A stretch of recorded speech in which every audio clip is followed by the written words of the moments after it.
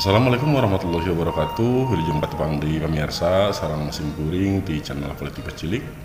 Anu didandangat ayeuna insyaallah bade medar sarios Sunda dina judul Rang Panji Wulung. Dina judul Panji Wulung sarios ieu diropea tina wawacan Panji Wulung karya RH Muhammad Musa. Tina https://dongengwing.blogspot.com. Pemirsa ngimutan anu teu acan subscribe mangga kantun mencet subscribe na, like, share, sareng komen supados tiasa nyokong channel ieu lagu saya kapayuna. Supados teu nyangklong kana waktos mangga urang ngawitan dongeng Sunda dina judul Panji Wulung. Kacaritakeun aya hiji kerajaan atulah ngaranna Nagara Sukadana. Karajaan anu kamasur makmur kawentar beunghar ka mana-mana. Ceuk paribasa mah rea keton. Ari rajana ngaran Prabu Dewa Keswari. Raja anu adil jeung bijaksana sarta nyaah ka sakabeh rakyatna. Nggoni ngajalankeun pamarentahanana Kangjeng Raja dibantuan ku hiji patih anu ngaranna Patih Lembu Jayeng Pati. Patih anu kakoncara perceka loba kabisa, pinter sarta asak tinimbanganana. Anu matak dipikolot ku Kangjeng Raja.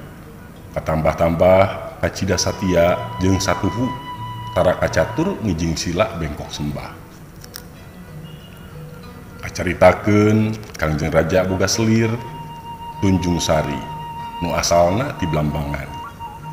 Keur geulis teh hade tata hade basa deui. Nu matak kacida dipika asihna ku Kangjeng Raja. Komo deui basa nyaho nyi selir ka kandungan mah sabab Kangjeng Raja teu acan kagungan putra. Boh ti Prameswari atanapi ti selir-selir sajena. Nyi Tunjung Sari kacida pisan di dama-damana lir nanggeuy endog geubereumna. Prameswari ngarasa timburu ka Tunjung Sari. Leuwih jauh ti eta sieun kasilihkeun ka asih. Ceuk pamikirna lamun Tunjung Sari boga anak geus moal hanteu kanyaah Kangjeng Raja bakal tamplok kabeh ka Tunjung Sari. Malah bisa jadi anakna bakal jadi Raja Anom anu baris ngaganti Kangjeng Raja mangkon ka Prabon di Nagara Sukadana. Mangka harita kakandungan Nyi Tunjung Sari geus rek maju ka 8 bulan. Tidinya Prameswari nyieun reka perdaya pikeun nyingkirkeun Tunjung Sari di karaton. Hiji mangsa Prameswari dodoni ka Kangjeng Raja pokna, Nun Kakang Prabu awon anu kapiunjuk pun Tunjung Sari kagungan lampah teu uni cidra kapangersa Kakang Prabu kapendak nuju bobogohan di enggon sareng hiji mantri anu ngaranna pun Panoli bilih teu percanten seueur saksina oge. Kangjeng Raja henteu percanteneun tuluy bae ngumpulkeun saksi-saksina sakumaha panuduh Prameswari. Kabeh saksi nganyakeun carita Prameswari, ari sababna kabeh oge anu jadi saksi geus meunang nyetelkeun Prameswari. Kudu nyarita kitu barang meunang bayaran, bari meunang bayaran. Sabalikna lamun teu nurut ka Prameswari diancam baris dicopot tina kalungguhanana. Pikeun leuwih ngayakinkeun Kangjeng Raja, Prameswari ngadatangkeun Ajar Gunawisesa, tukang tatapa sarta kaceluk luhur elmuna. Lantaran geus sailon jeung Prameswari teh, pok Ki Ajar nyarita. Awon kapiunjuk numutkeun sawangan sim abdi mah Nyi Tunjung Sari parantos midua mana. Malih orok anu aya dina kakandunganna oge saleresna mah nya putra ti Pun Panoli. Ngadengi omongan Ajar Gunawisesa kitu Kangjeng Raja kacida pisan ambekna. Harita keneh Tunjung Sari jeung Panolih kudu dibawa ka leuweung sarta dihukum pati. Kangjeng Raja nimbalan ka patih Dayeng Pati. Cangkalak si Tunjung Sari jeung si Panolih bawa ka leuweung sarta kudu dipaehan di ditu. Ayeuna keneh tong diengkekeun deui teuk-teuk ceulina sarta bawa pikeun bukti. Gancangna bae Tunjung Sari jeung Panolih dibanda bari digiringkeun ka leuweung. Tapi kulantaran Ki Patih apal kanu sanyana yen Tunjung Sari kena fitnah Rameswari, duanana henteu pika dihukum pati. Tunjung Sari disingkirkeun ka tempat anu buni, ari mantri Panolih dititah indit ti Sukadana. Kabeneran deui harita manggih mayit anu maot lantaran kena ku sasalat. Ceulina diteuk-teuk disanggakeun ka raja. Bari dina kayaan anu kacida prihatina, bro bae atuh Tunjung Sari teh ngalahirkeun orokna lalaki kasep nyeples Kanjeng Raja. Ki Patih jeung pamajikanana ngalongok, orok teh dipapangku jeung digalentoran ku Ki Patih jeung pamajikanana lantaran inget kana nasibna anu prihatin. Terus bae eta orok teh ku Ki Patih dibere ngaran Raden Panji Lembung Wulung, anu katelah ngelah nenehna bae nyaeta Panji Wulung. Panji Wulung kacida dipikanyaah ku Ki Patih, meh saban waktu dilongokan jeung diasuh. Tileutik geus diajar rupa-rupa kabisa, ti peuting diajar nulis jeung maca lontar, ari ti beurang dilatih elmu olah kanuragan. Dibarengan kudua pangiringna adi lanceuk ngaranna Ki Janggala jeung Ki Janggali, anu ngahaja meunang metakeun Ki Patih.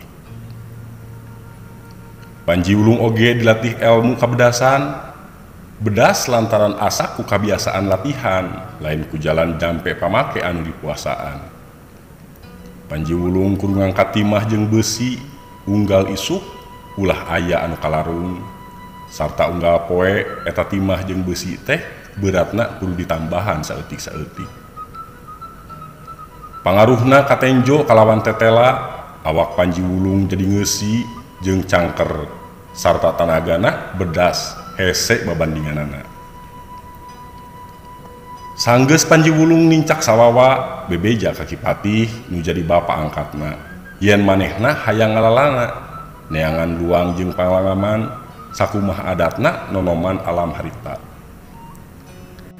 Alus ayeuna Agus geus aya karep hayang ngalalana, da memang geus sakuduna oge kitu lalaki mah.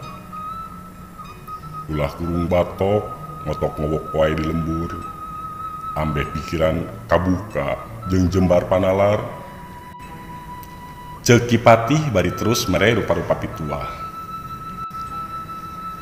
Tapi samemeh Agus indit ngalalana, bapa hayang uji heula kabedasan Agus.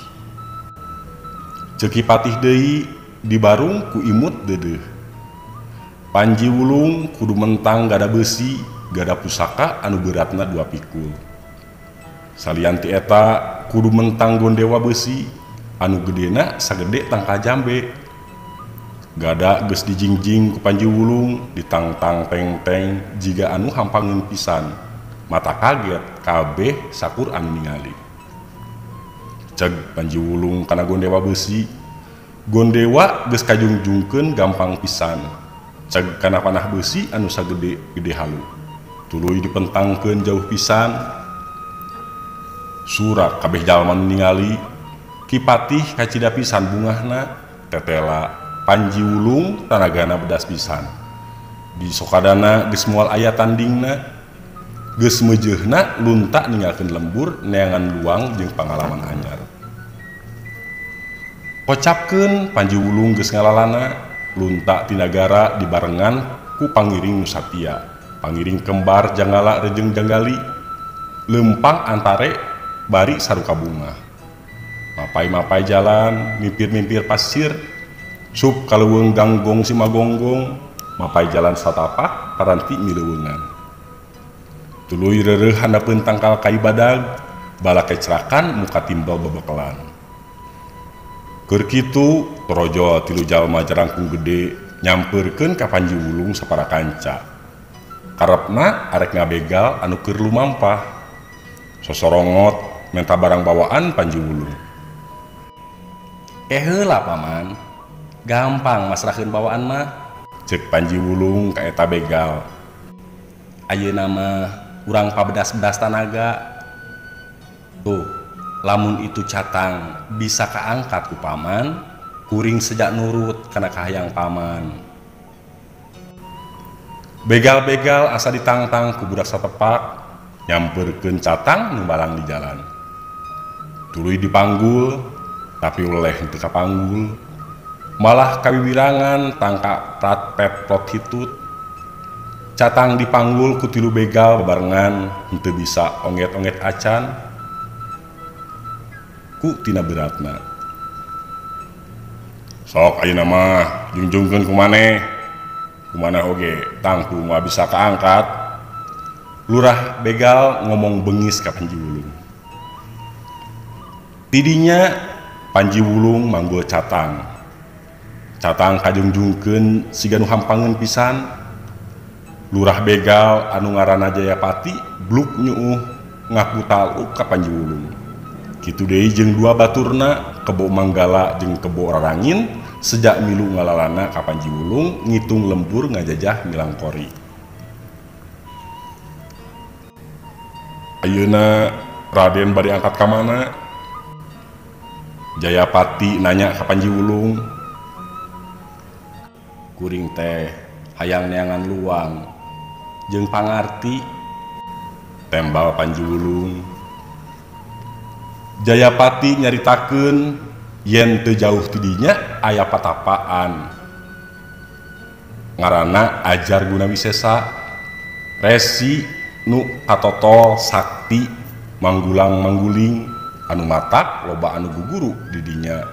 Muridna datang ti manda penendi. Panji Wulung ngadatangan patapan tuluy guguru kaki Ajar Gunawisesa.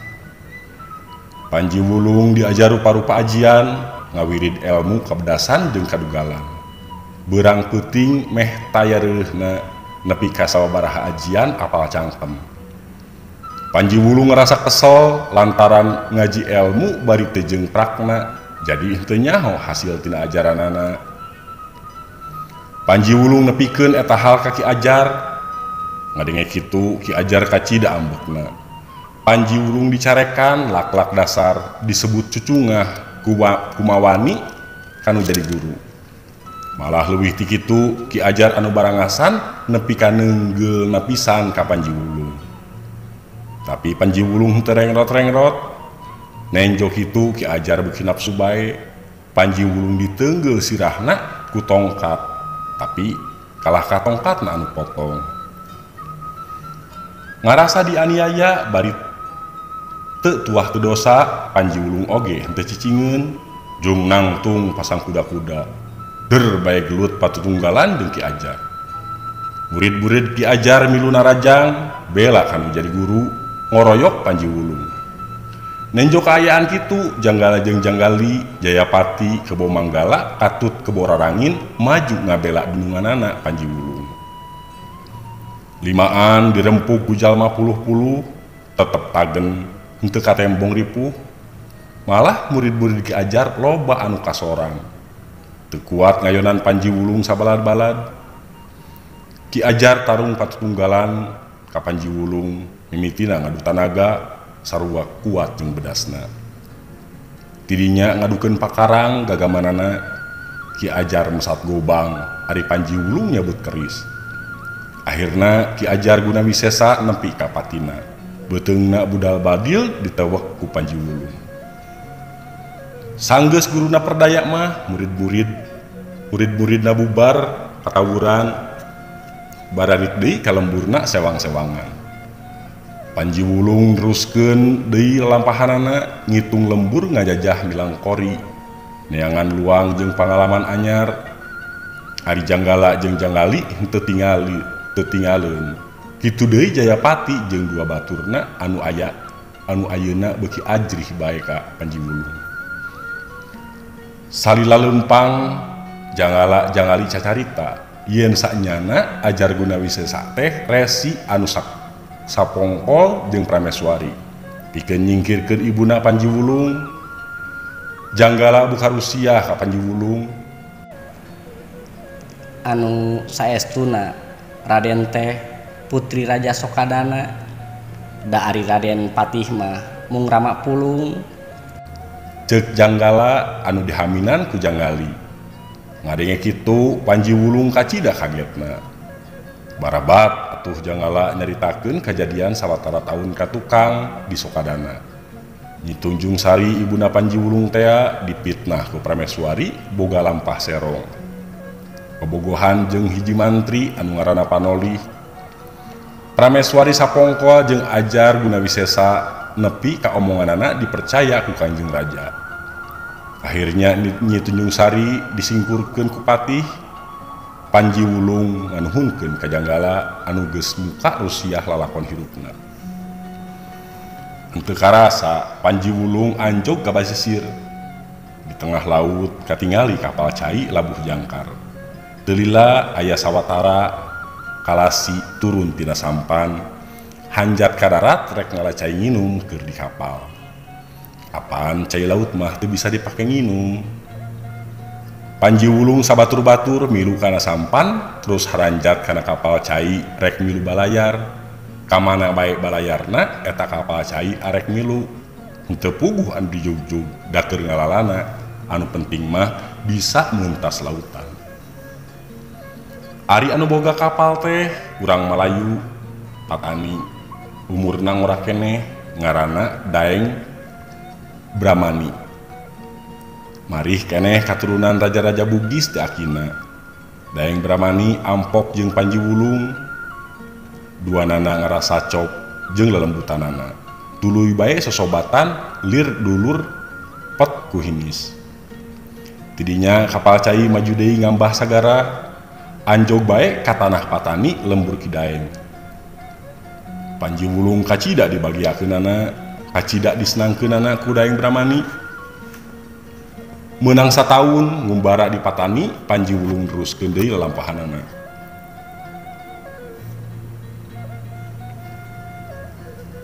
Panji Wulung teruskeun deui lalampahanana. Indit kacempa sabalad-balad. Inditna dibarengan ku Daeng Bramani anu embung paanggang jeung sobatna. Daeng Bramani jeung Panji Wulung geus kedal janji arek terus babarengan, kacai jadi saleuwi, ka darat jadi salebak.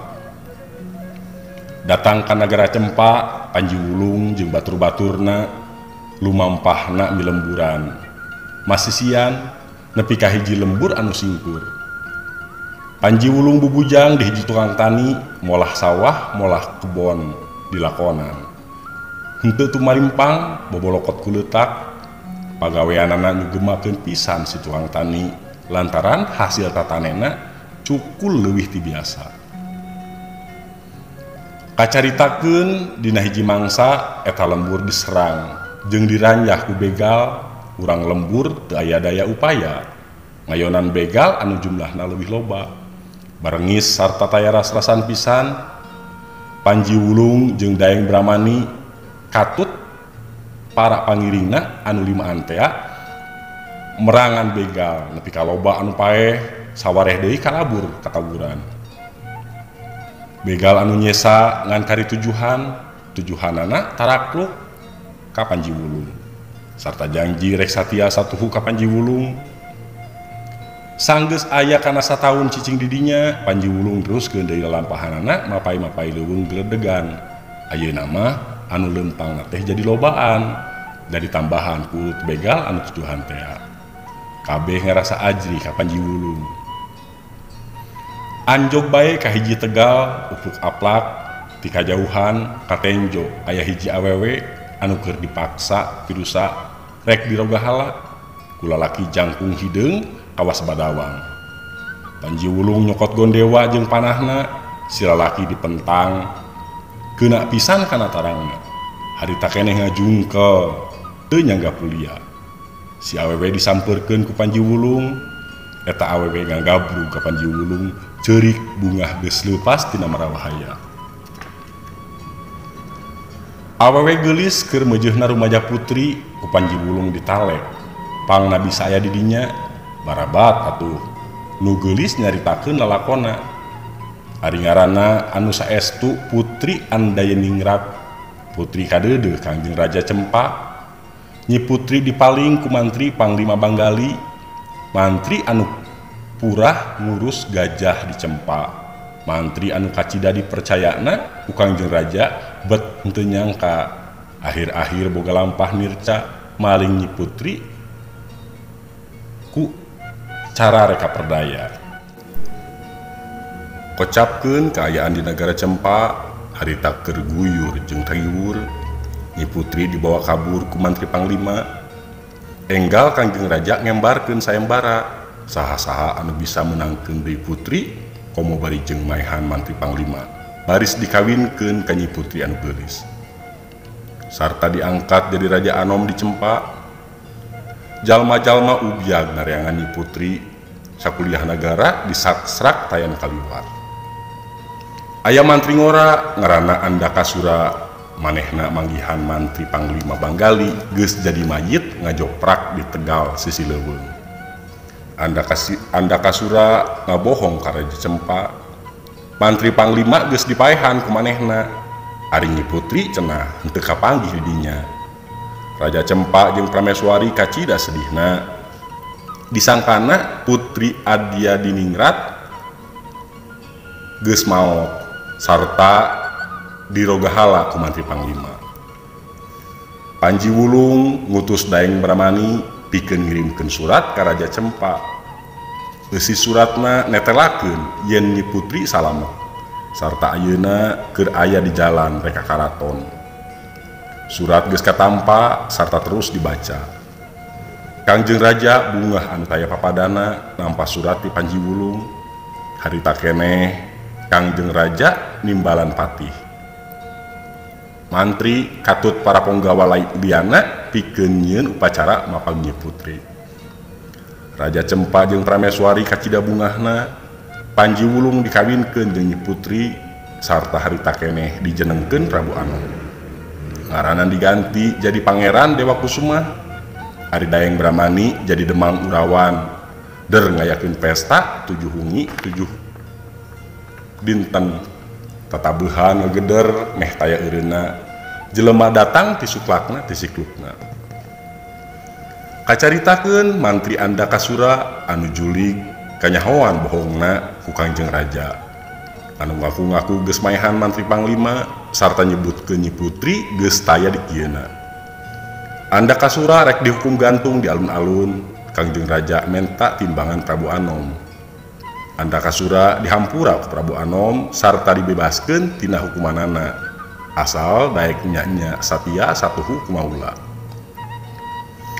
Tapi mantri Andakasura kalah nyucud ti peuting kabur ka nagara Giling Wesi mangadu ka Raja Giling Wesi anu majar sakti. Raja Cempa geus jalir janji pasang subaya ka Raja Giling Wesi. Andakasura tetep ngaku yen manehna anu maehan mantri Panglima. Tapi Nyi putri kalah dikawinkeun jeung nulian jeung jalma anu henteu puguh asal usulna. Ari manehna cenah kalah diusir ti nagara. Raja Giling Wesi anu katelah barangasan kasundut ku caritaan mantri Andakasura anu salawasna ngagugoreng Raja Cempa tapi bari ngalem muji-muji Raja Giling Wesi. Lamun kitu mah Raja Cempa kudu diwarah. Ceuk Raja Giling Wesi bari ngagibir ambek. Harita keneh marentah patih mepek balad pikeun ngarurug ka nagara Cempa. Bari sakalian nyiwat Putri Andayeningrat. Ngadenge beja ngaranna nagarana rek dirurug ku Raja Giling Wesi anu majar sakti. Raja sepuh miris bari rada humar-hemir. Sawios ama mah calik-calik bae. Rangga Giling Wesi bari dipayunan kusim abdi. Ceuk Prabu Anom ka Raja sepuh. Prabu Anom dibarengan ku Demang Urawan harita keneh mepek bala di alun-alun. legedet indit mapag musuh di palabuhan. Prajurit Cempa ngadago musuh di palabuhan. Teu lila daratang pasukan Giling Besi jrung jeleng tina parahu di basisir. Dipapag ku prajurit Cempa di darat, dere perang campuh ka Cidaragotna. Prajurit Cempa di luluguan ku Daeng Bramani. Perangna taya kagimir taya karisi. Pasukan Giling Besi kateter loba anu paeh sawareh kabur mubus ka leuweung. Raja Giling Besi lumpat ngabecir, karepna arek kabur kana parahu. Keur lumpat dipegat ku hiji mantri nuker kakaburan ti Giling Besi. Raja Giling Besi ditewek beteungna ku keris. Raja Giling Besi perlaya sapada harita ngajoprak teu usik teu malik dina kikisih. Prajurit Giling Besi anu harirup keneh serah bongkokan ka Sang Prabu Anom. Ari mantri anu maehan Raja Giling Besi ditalek ke Prabu Anom asal usulna sarta pangna maehan Raja Giling Besi. Eta mantri ngarana anu saestu nyaeta Sudarma.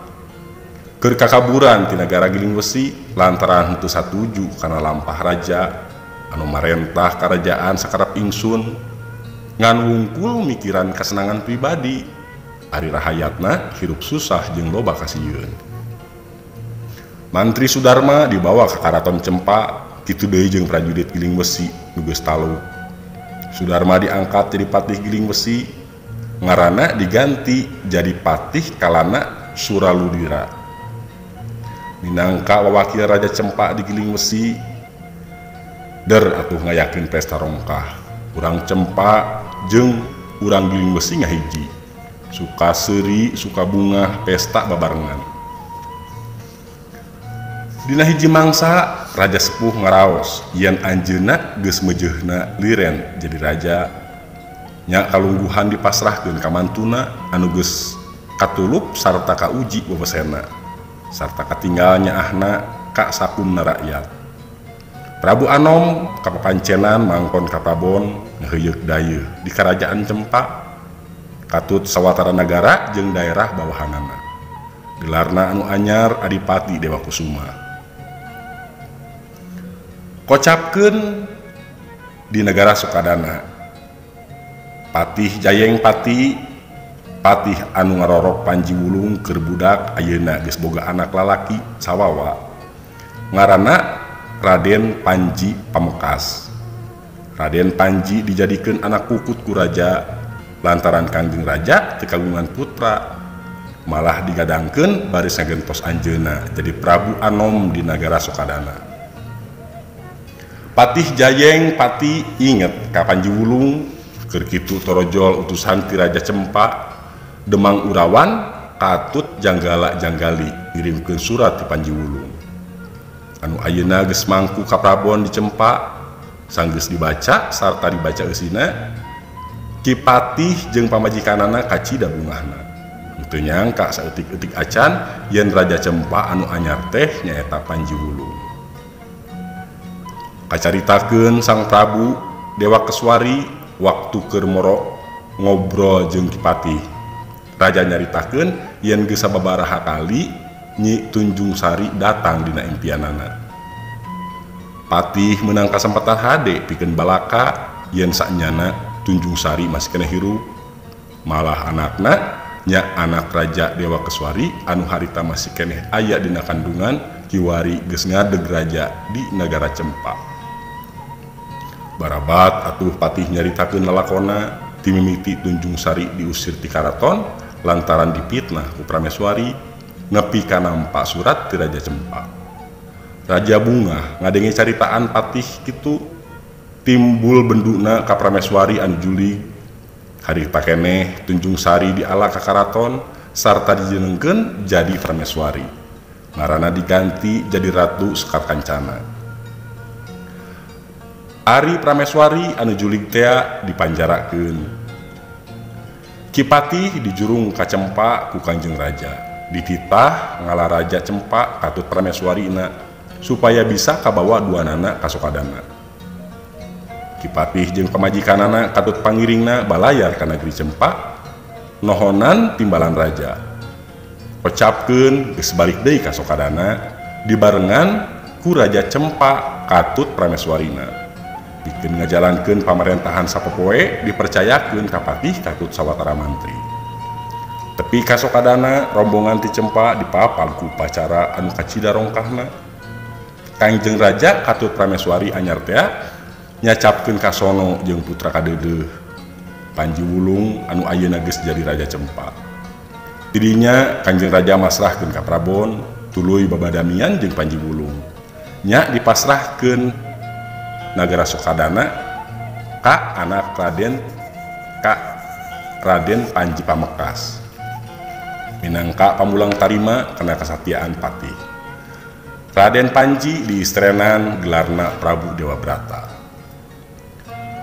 Kocapkeun di negara Cempa mantri Andakasura anu julig nyaho Cempa ditinggalkeun ku rajana tuluy mangaruhan Patih Katut mantri liana sangkan nyingkirkeun Prabu Dewa Kusuma meh sakabeh pangeusih karaton kapangaruhan lantaran dibere duit jeung rupa-rupa hadiah.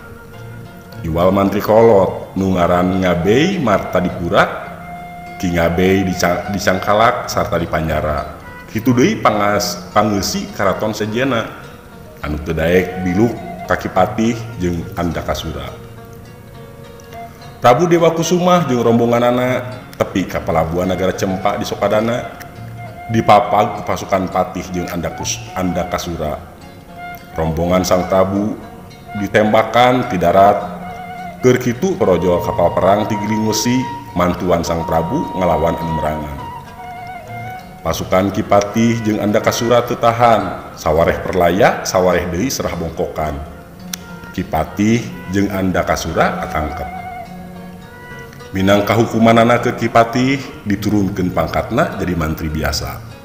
Lantaran samemehna kaitung gede jasana. Lampahna anu cidra lantaran kaangsonan ku Andakasura anu teu weleh sirik pidi. Ari Andakasura dibawa ke alun-alun tuluy dihukum gantung di dinya. Mantri-mantri anu mantuan Andakasura dihukumanana luyu jeung kasalahanana. Aya anu dipanjara, aya oge anu dipocok. Pikeun gaganti Patih anu geus cidra, Demang Urawan dijenengkeun jadi Patih, ngaranna katelah Arya Patih Sureng Jurit. Kubu palabuhan anu nangkep buronan Ki Patih jeung Andakasura dibasisir dibere tanah jeung ngabawah somahan. Kitu deui mantri Katut Ponggawa nu satia kabeh pada meunang hadiah ti raja. Sang Prabu Dewa Kusuma tetep tumetep di negara Cempa dibarengan ku Arya Patih Sureng Jurit. Henteu tinggal janggala rejeng janggali kitu deui Jayapati jeung batur-baturna tetep satia satuhu ka Sang Prabu. Ibu Ramana Katut Pateh Jayeng Pati linggihna dikumakarapkeun bae sakapeung di Sokadana sakapeung deui di Cempa. Nah pamirsa atos tamat dugi ka dieu lalakon Panji Wulung. Teilap simkuring nyuhunkeun dihapunten bilih aya kaleputan kalepatan sareng basa anu kirang merenah sapertos diuninga sadayana. Kasayan sumpingna ti Gusti Nu Maha Welas Asih kalepatan ayana disimkuring salaku manusia. Mugi-mugi naon-naon anu nembe didugikeun ku simkuring janten manfaat. Khususna kanggo simkuring umumna kangge sadayana. Mugi-mugi urang sadayana kenging hidayah sareng dipaparin kaselamatan. Kade ulah hilap dongkap deui ka ieu channel kanggo nyarioskeun tarios-tarios dina bahasa Sunda. Billahi taufiq wa hidayah. Wassalamualaikum warahmatullahi wabarakatuh.